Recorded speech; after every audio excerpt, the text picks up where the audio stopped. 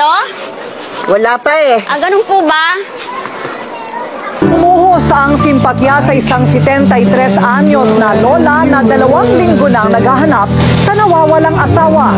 Ito'y matapos lumabas ang kanyang larawan sa mga social networking sites. Araw-araw siyang naglalakad habang nakapaskil ang larawan ng asawa sa kanyang damit. Mama, may nag-text. May nakakita na raw po kay Papa. Saan daw?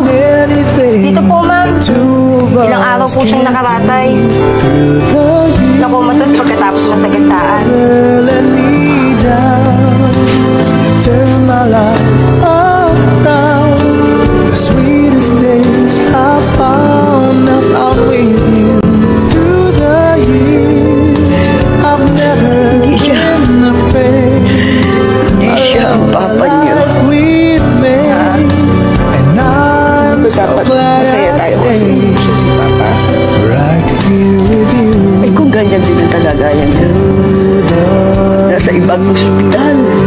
Nag-iisa. Humihingi ng tulong. Pero wala tayo doon. I can't remember what I used to do. Mama, ate, I trusted who may bago na namang nag-text. Nakakita po raw kay Papa. Pero di ko po alam kung pupuntahan natin. Ang dami na ng lolo ko sa text eh. Pupuntahan natin. Kahit ilang beses pa tayo maloko. Susugal tayo. But through the years it seemed to me I need you more